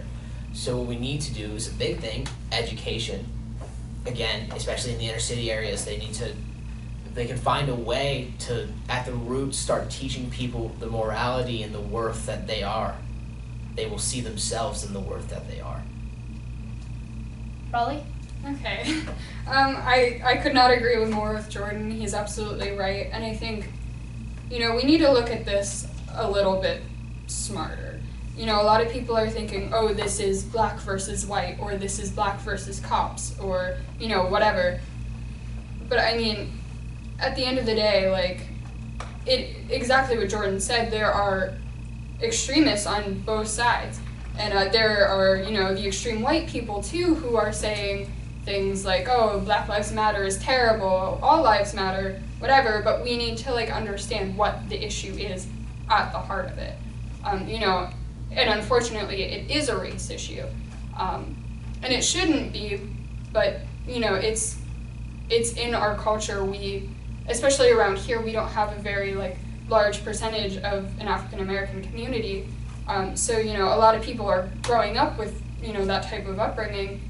And so they see these people as outsiders, and they see them as dangerous and vicious and violent, but they're not. They're just people trying to make a point and trying to make things right. And yeah, some people are going overboard and, rioting and destroying things, but that's, at the core, that's not what it's about. It's, people trying to find equality, trying to find peace, trying to make it so they don't have to worry about their family members getting shot. They don't have to worry about, refusing to be served at a restaurant for being black. They don't have to worry about things like that because they want equality. At the heart, that's what it's about, is equality. We need to stop drawing this line between black versus white and come together. And, I'm not black, so I don't have much of a say in this, but as a white person, I want to do what I can to support, the Black Lives Matter movement and, give them the resources that they need to make a change. All right, we're going to go back down after those two topics to the 2-minute rule. Women in combat. Should women be entered in the draft and have all positions in the military open to them? We're going to start with Michael. I would say absolutely. I would say that that's a civil rights issue. I would say that for women to be truly treated equally as men in society, I would say that that's a hurdle that has to be crossed. I know that it's painful to think about in some aspects, and I know that it goes against a lot of what some of us have learned growing up, but I think that that is the next step, and I think that that is important, that women have that equality. Jordan? Yeah, I agree with Michael. Absolutely. There is absolutely no difference between men and women. You'll hear guys are stronger or whatnot. To get in any role in the military, you have to pass a physicality test. You have to have a certain amount of strength. You have to have a certain amount of speed. The women who want to join these roles will have to pass those same standards. And if they can do it, then they can do it. There's no reason that a woman can't go into combat in any role as long as she can meet the standards that the Army has set for men, and which is very possible. There's no reason that they can't. So as long as they can meet the physicality standards and that they'll be safe doing these things, then there's no reason whatsoever that they should be held back. I agree with everything Jordan says there, that if they need to be held to the same standard that men are if they want to be in the same combat roles as men, because that combat role is not set because they're men, it's because of the position that they're going to be in. So regardless of their gender, if they want to be in that position, they have to beat the requirement set for that position, not for the gender, for that position. If they want to be a ranger, if they want to be special ops, they have to be able to fit those requirements. Now, I personally believe that on the combat lines, I believe that women should deserve to be there. They have every right. I just don't know how much of the Army and the military and putting your life on the line to fight for your country is that brotherhood, that camaraderie, that you have that belief that everyone who has to your left, to your right, has your back. And if they compromise it to allow women into it, that will compromise that entire belief of the safety that you have from each of your supporters at your side. But if they keep them to that same standard that the men are held to, that anyone in the military is held to, there should not be any issue. Raleigh? This is an equality thing. Definitely women should have the same opportunity and should be held to the same standards. Everyone's absolutely right. I'm a huge feminist, so I've thought a lot about this. And it's terrifying being a woman thinking that I might get drafted into the military, because I know I couldn't handle that. I'm scrawny and like to sit on the couch. But as a woman, it is my responsibility now to defend this country just the same as any man would. And, definitely there are these standards that everyone has to live up to, everyone has to be equal, everyone has to, band together and know what they're fighting for. And, a big issue that everyone's been talking about is, women in the draft, not necessarily just, women in combat. But, if men are held up to that expectation, women should be too. And we can't ever get equality if we can't rise above and sacrifice some of ourselves for the benefit of the whole gender. All right, marijuana, both medical and recreational. Should it be legal, and why? And should it be legal nationally, and why? Because it is legal. Raleigh, we're gonna start with you. Okay. I think, federally it should be medically legal, definitely. There are so many instances where it has saved lives and, has helped children with epilepsy and cancer and all this. And, if there's something that can help, why aren't we implementing it? And, recreational, there's a lot of debate there. You can look at the statistics. I don't need to tell you, I'm sure you've all seen them. But, no one's died from it. If it's something, I think that should be on a state level. If they feel like that's something that the state can handle, then yeah, and it's a good income, a good source of income, and you can tax it, and it gets people out of jails, keeps it off of the street, keeps it regulated, and especially areas like this, if it's on the street, it's on the street. It's going to be there anyway. Whether it's illegal or not, you can still get it. And so I think making it legal recreationally could make it a lot safer and keep, anything that's I don't know the word I'm looking for, but spiked with other drugs or, synthetic marijuana, that keeps it off of the street and out of the hands of, the youth, and that's scary. Also, making it legal, there's a lot of instances for stuff keeping it, with the same rules as alcohol. You can't drink and smoke marijuana, you can't, drive and smoke marijuana, you can't, be under a certain age and use it, there makes it a little safer for the youth and for the community. Gage? I completely agree there in that I personally believe that it should just be completely legal as any other substance should be. It should be held to the same standard as alcohol. 21, can't drink it, can't smoke and drive, can't smoke in can't smoke in public. That's they should be held to that same standard as alcohol is. And I'm honestly, frankly surprised that it's not legal by this point for just economic reasons. Because again, as we are a very economically driven country and we're looking for answers, look at states like Colorado and California with the legalization. They have had such an influx of money, which they've used to support their education systems and fight their deficits. The fact of the matter is, if we legalize it on a national level, every single one of those states would be able to help fund their education and have money to spare for many other programs and things that they have issues with. Now, I personally think, I wrote an essay on it, was that fighting marijuana is one of the biggest things that allows drug cartels to exist and thrive. And in those states where they've made it legal, the drug trafficking that they have in that area is so much lower because they're able to truly focus and fight the real drugs. And the fact that marijuana is on the same schedule as drugs like heroin and cocaine is ridiculous because it's not, I'd say it does have addictive qualities to where people will live it in their lifestyle and do not know how they get used to just being high. but it's not addictive in the same way that cocaine or heroin is, and it surely does not affect your body nearly as badly as cocaine or heroin or meth. And the fact that it's on the same level as those is ridiculous. Jordan? Medically, first of all, we're 20 years behind on that. I've seen it personally, cancer patients, take away a lot of pain from them, help them get through things. It really is a great advancement medically that we're 20 years behind on.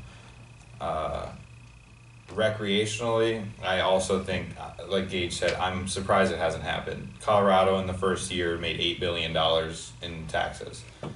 Crime went down 39%. Because we allowed cops to focus on chasing down criminals who were selling heroin or crack cocaine or things that were killing people. In Venango County right now, we have a huge problem with heroin and opioids.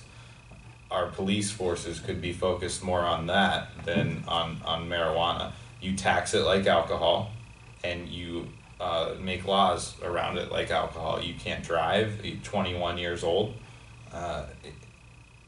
It's a common sense to me in a time where we're facing budget issues, where we can't fund our schools. You have a state like Colorado who made $8 billion in 1 year just from taxing marijuana. $8 billion, that's a lot of money. And we're sitting on that money and instead investing money into this war on drugs, which is widely based around marijuana.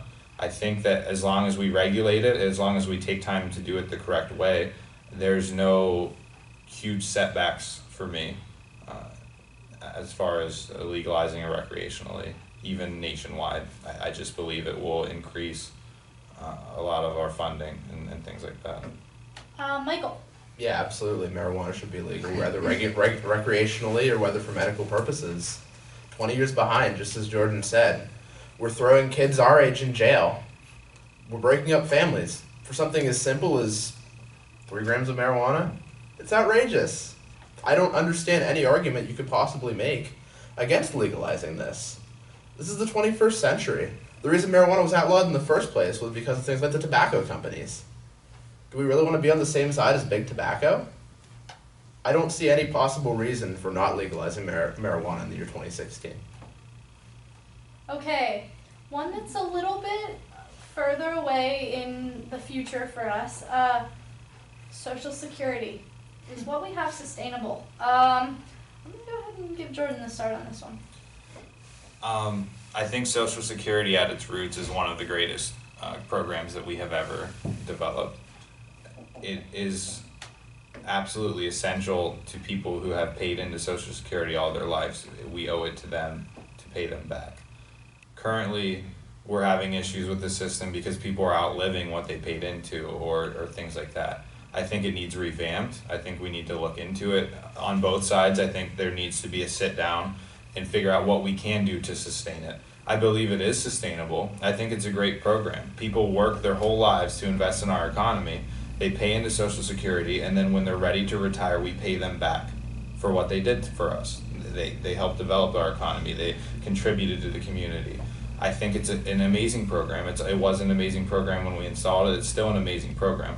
But like I said, there's issues now. It is becoming difficult to sustain, but I believe if we take the time to sit down and have the conversation, that it's something that we can sustain and something that we need to sustain, because those people who have spent all of their time contributing to society deserve to be paid back. In my opinion, it's a fundamental right to be taken care of after you retire. Michael? Yeah, I agree.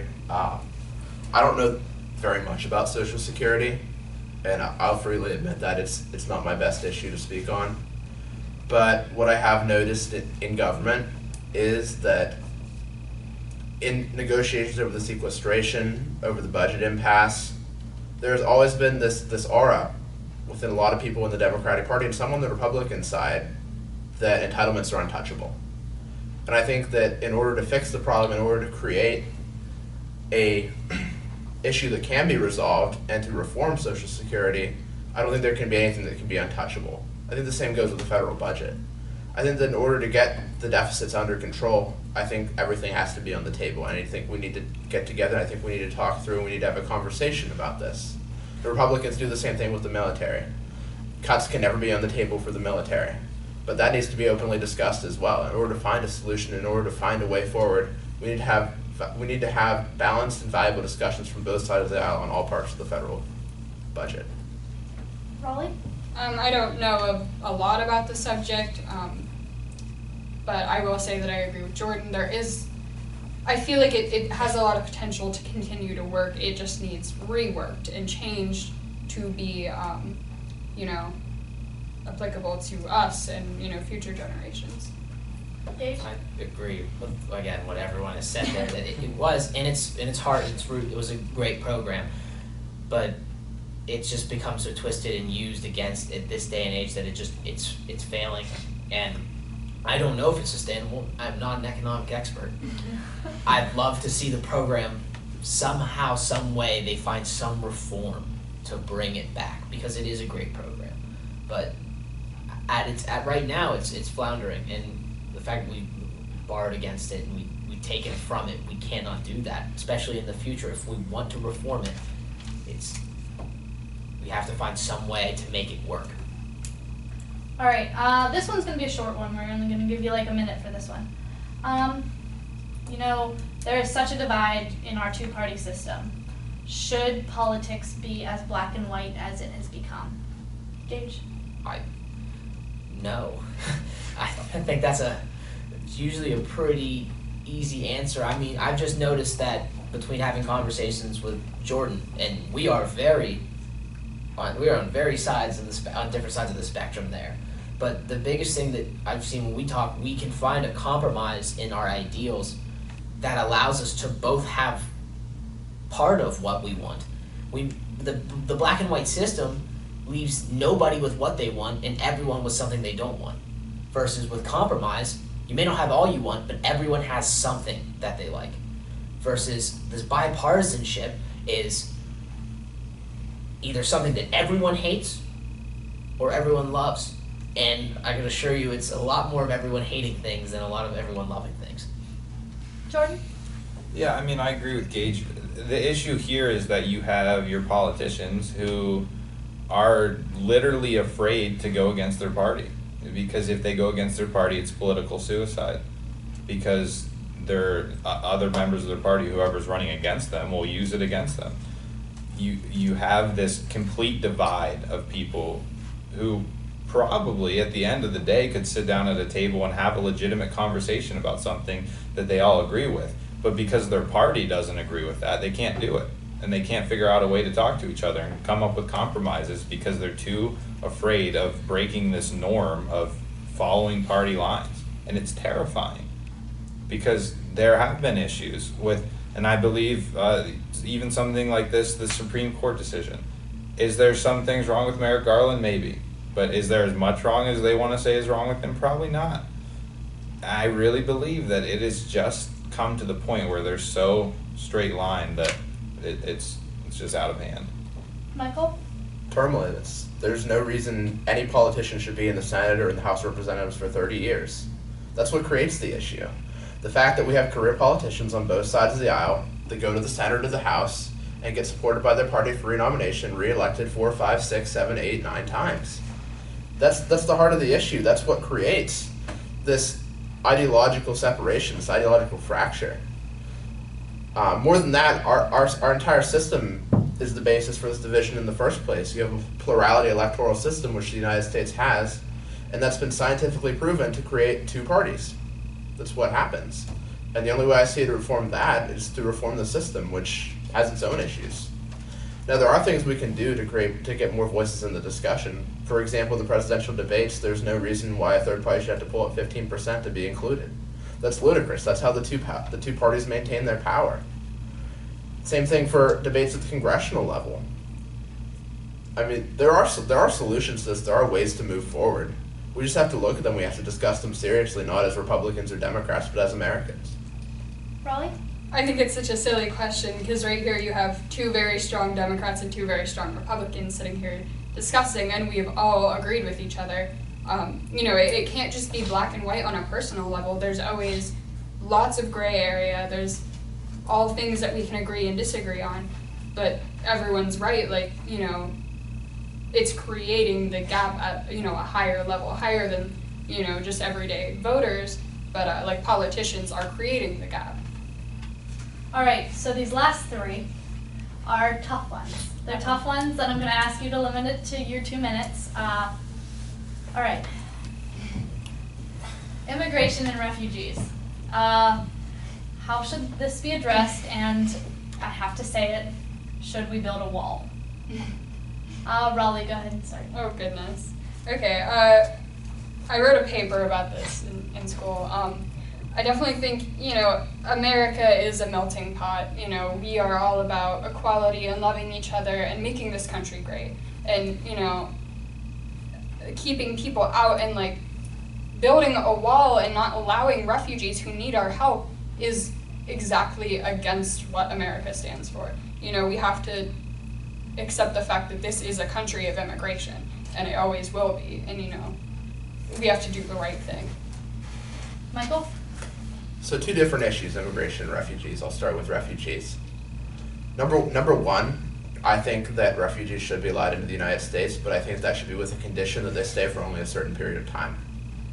And I believe that there needs to be some accountability from the other nations of the world so that the United States is not taking all the refugees, so that everyone takes their fair share, because it is a strain on the system and it does cost taxpayers a lot of money to support these people while they're here. I think from a humanitarian standpoint, yes, we need to let them in, but I think there have to be controls as well. And also controls to make sure that we don't have, for example, Islamic extremists coming into the country posing as refugees, which is not a big issue, but which is an issue nonetheless. On the issue of immigration, I think that there is a legal means of immigrating for a reason, and I think that needs to be respected. At the same time, I think something needs to be done with the 11 million people that are in the United States illegally. Now, if we were to grant them all legal status, that would strain the system to the point where it would be unworkable. We can't give entitlements to 11 million new people in the United States, where people are struggling so much as it is just to make ends meet, where taxes are already so high, where the economy is still faltering.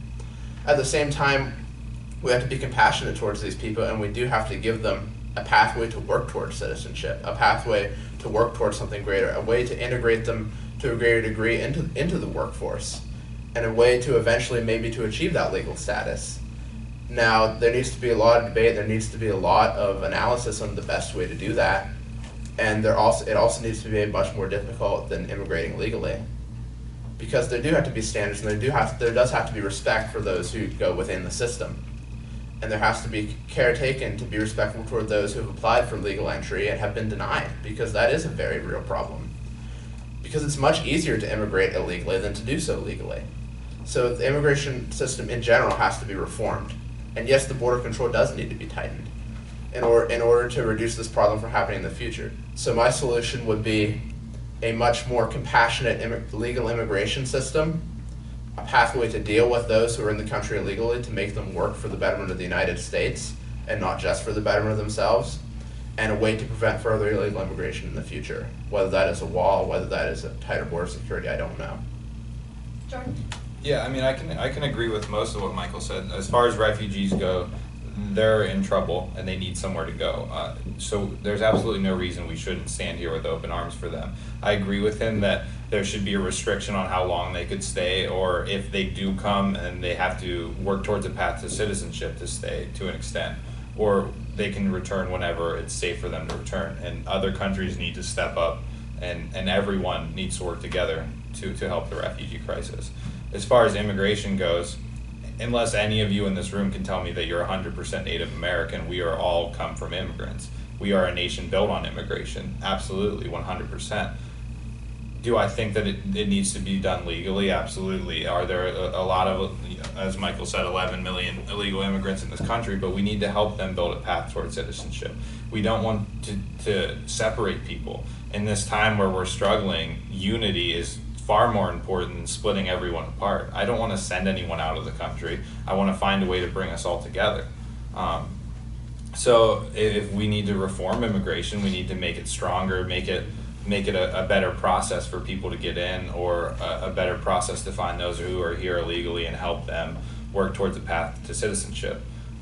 But absolutely never in my life would I ever support building a wall to stop people from coming into the United States of America, because at the end of the day, it's the greatest country on earth. And for me to tell someone that they can't come here to find opportunity is absolutely absurd. Gage? I completely agree with Michael, what he said. And the biggest thing for me is that you have to stop the bleeding. And I don't agree with the idea of a wall, but we cannot allow people to come into the United States as illegally as we do, because that's the real issue, is with the illegal immigrants. And not a person out there will say there's anything wrong with legal immigration. The real issue here is with illegal immigration, and it's finding a path, like Michael said, with a compassionate system to where we can find some path to citizenship for the 11 million that are here.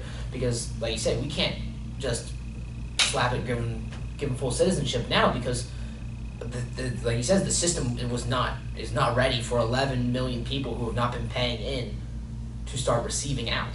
So there needs to be some way for them to earn and work their way into American citizenship. And I agree that obviously it's very difficult to become a legal immigrant, or else more people would do it. So we need to find some way to make immigration easier, but obviously we don't want to compromise and just let anyone in, because that will not lead to success. Refugees are another tough issue, in that, Michael said it's not a big issue if there are terrorists. And again, we can't profile and figure out who is and who isn't, but if you let in 1,000 and only one of them's a terrorist, it's still one terrorist that's in the country. And I agree that the refugees need someplace to stay, and we should do our best to help them. But I don't know what's the best course of action, because, again, it only takes one person to kill 80. And I don't know what's the best way to do it. Okay. Going off of that, gun control and mass shootings, not other terror attacks. Will gun control solve the problem in these mass shootings?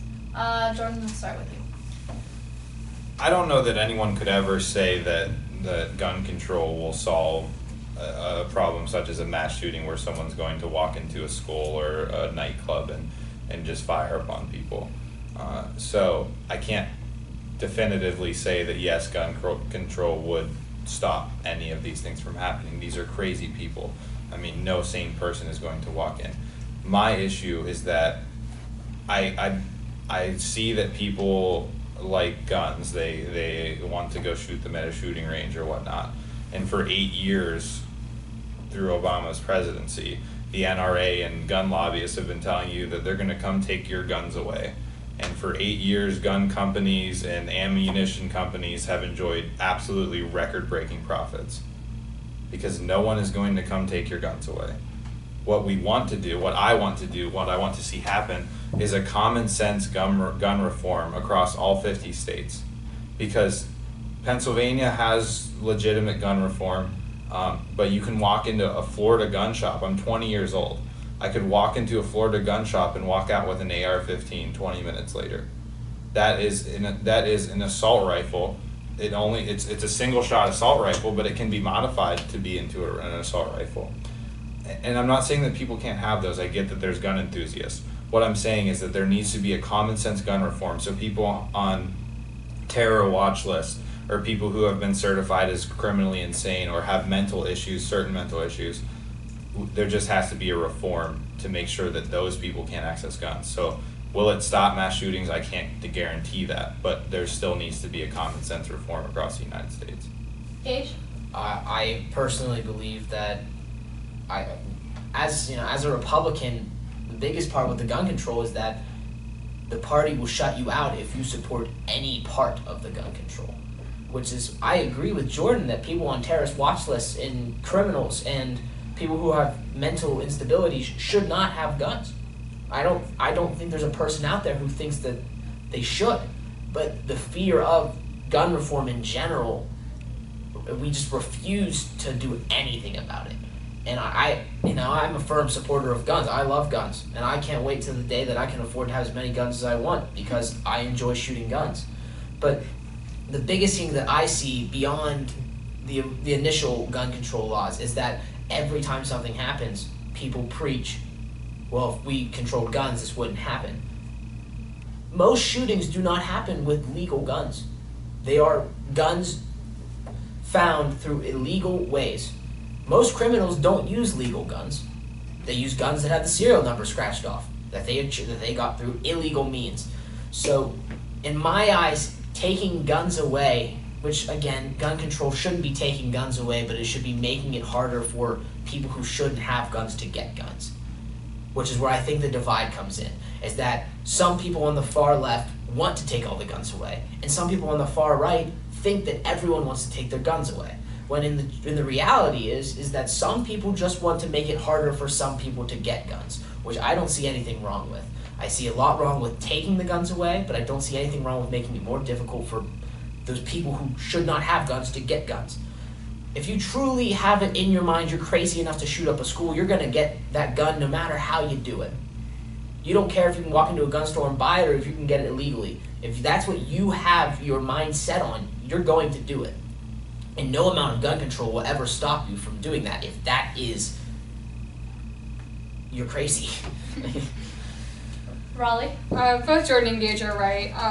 I've had this conversation with a lot of people, and people always think when someone says gun control, we mean take all guns. That's not gonna work. I mean, it is American culture to love guns and to have guns and for them to be available.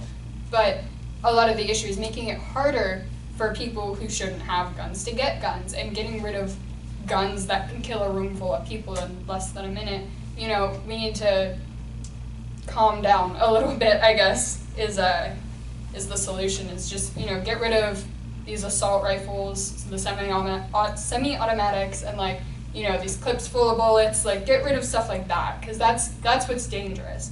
I get that, people are gonna get it anyway, but, any small step we can take can help. I mean, it's not gonna fix it completely, but it might, keep 50 kids from dying, and that's a step in the right direction, so. Michael? I understand the compassion behind gun control. I understand the idea behind it. I understand the idealism. I understand the good thought behind it. But when it comes right down to it, the Newtown shooting was perpetrated by a guy who stole a gun from his mom. So many of the mass shootings we hear about are perpetrated with illegal guns, just as Gage said. And I just don't understand how more gun control is going to solve the issue. If you look at statistics and you account for known criminal behavior and you can account for known gang affiliation, gun ownership in America is a net positive. It saves far more lives than it takes. And even in terms of just background checks are expensive. I mean, I think it costs in the neighborhood of $100 to get clearance to work in a school, to get the background checks necessary for that. I don't know if the same level will be required for purchasing a rifle of some sort, but it's something you have to think about. You have to think about pricing people out of the market. And at the end of the day, I just don't think gun control is worth it. I don't think that it'll save the lives that it claims to.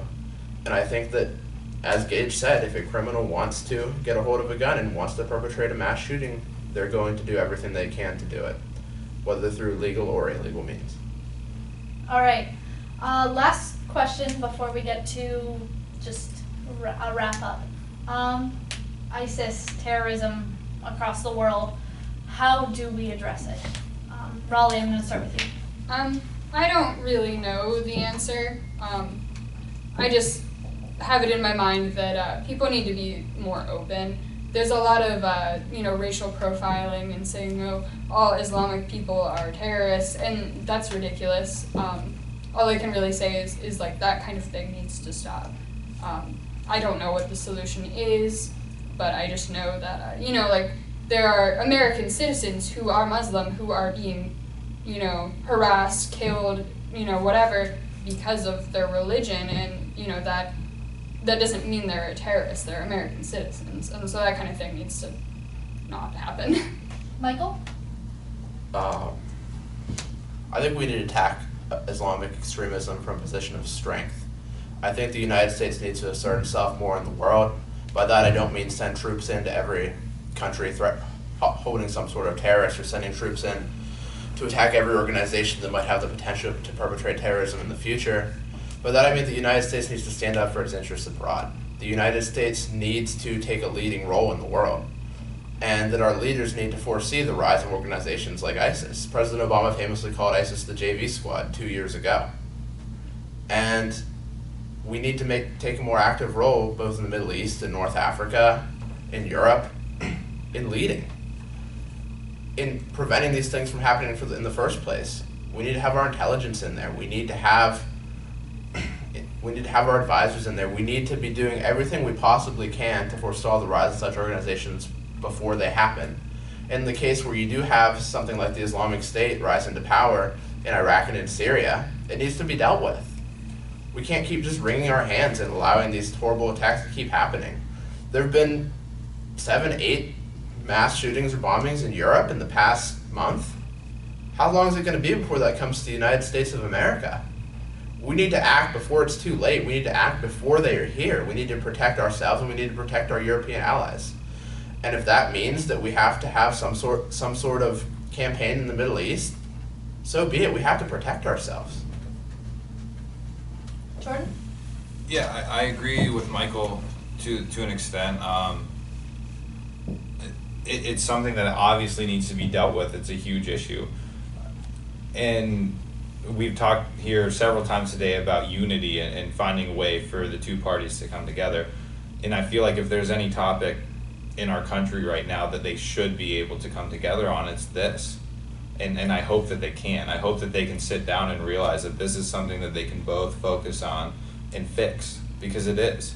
It's something that affects everyone, whether they're Republican or Democrat. You have someone walking into France and killing 80 people with bombs, or a man driving a truck through an Independence Day celebration.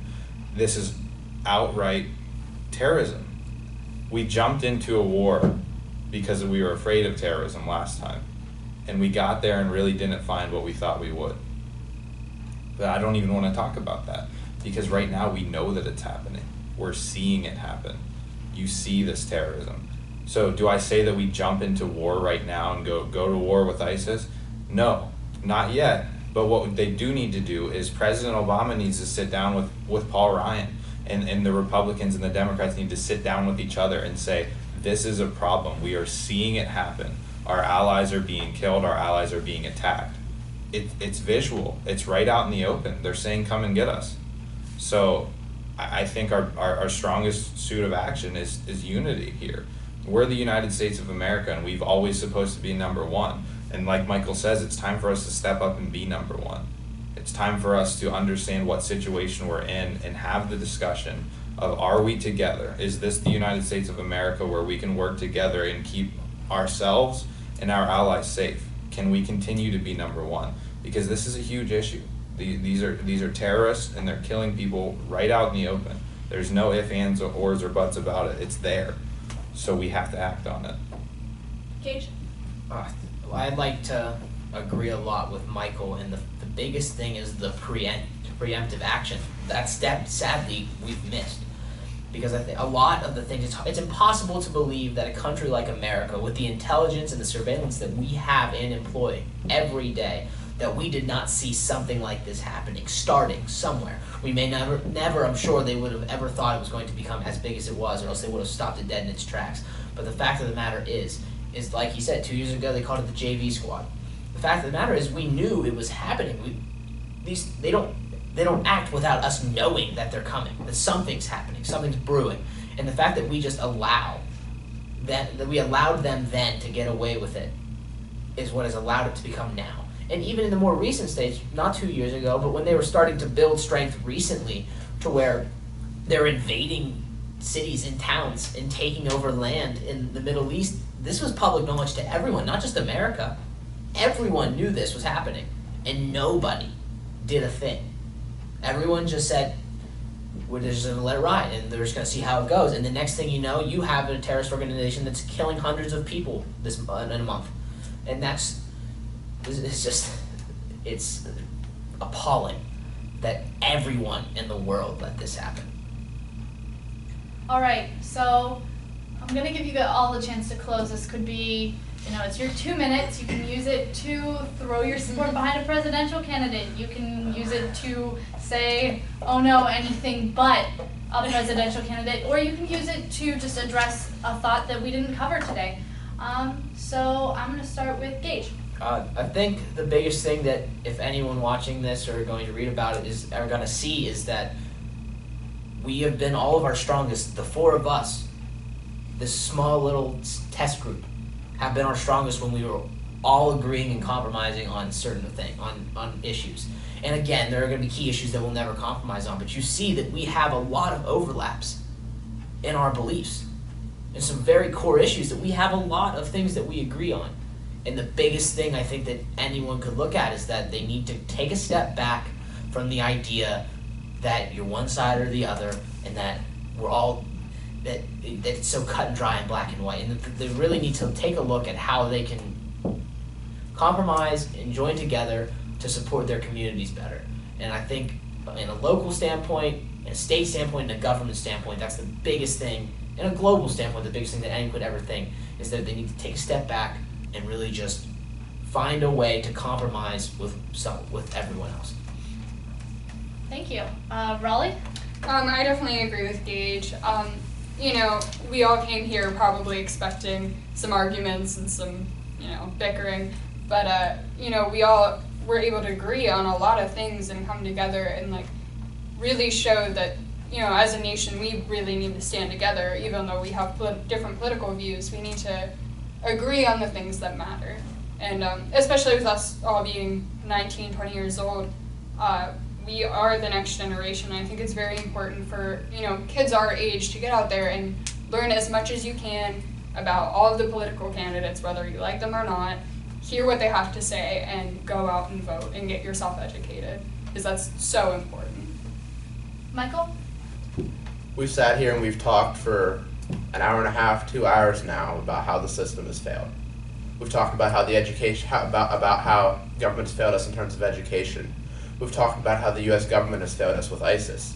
We've talked about how the current administration has failed to generate an economic recovery that can lift the people of Western Pennsylvania out of the mess that we're in. And to me, the theme has been that the government has failed, and that there has to be change, that there has to be something different. There has to be something that hasn't been part of the mess that has come from George Bush and from Barack Obama. There needs to be something new. There needs to be a fresh face. And I don't want to say that. I don't want to say this at all, but to me, that's why I'm considering voting for Donald Trump. I think that it's time that someone who's not a politician had a chance, and I think it's time that someone, for all of his ills, for all the atrocious things he said, someone that's willing to sit down after the election's over and talk to both sides, someone who is a moderate, someone who in Donald Trump, the social issues that I hold very conservative views on, he holds liberal ones on. Someone who can reach across the aisle. To me, that's not Hillary Clinton. To me, Hillary Clinton is emblematic of the problem that we've had for the last 20 years in America. We talked about all these foreign policy disasters that we've had, and she's been involved in almost every single one of them. Granted, a lot of them come during the Bush administration as well. We have someone who's been in public service for 40 years in Hillary Clinton. We've had someone who's had scandal after scandal after scandal after scandal, and Trump has had the same. I grant that. But as much as I don't want to vote for a man like Donald Trump, as much as I hate his personal behavior, there's a chance that I might. I'm still very undecided. I don't know if I'll vote for him. I don't know if I'll vote for another Republican. I don't know if I'll pinch my nose and vote for Hillary. But that's where I am in my thoughts right now. Jordan? So first of all, I'm going to say that I was super surprised by the talk that we had today. Expected to come in here and not agree with anything that these two had to say. And it's been kind of enlightening that we have sat here as 20-year-old kids who can't figure out what to put on in the morning or what time we should actually go to bed. And we can sit here and have a real conversation about politics when 70-year-old men argue and bicker like little children. You have 20-year-old kids in here who can come to an agreement. So first of all, I think that the most important thing we've got out of today, and hopefully that anyone that watches this or hears about it, is that unity can be found between the two parties, regardless of our opinions.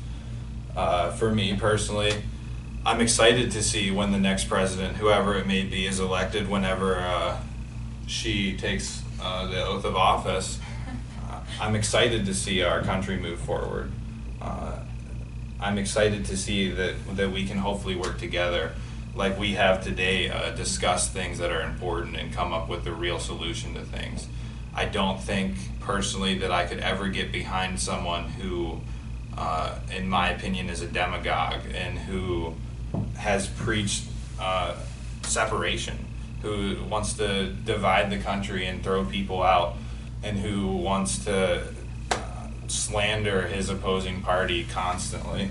That's part of an election, but that doesn't preach unity to me. That doesn't preach anything that I want to see happen in the United States of America. So I can't wait until November the 9th I wake up and hear that the first woman has been elected as a president of the United States. I would just like to thank everyone for being here today and for participating in this. We hope you enjoyed it, and we look forward to hearing your comments. Thank you so much. And thank you to all of you guys as well for coming in.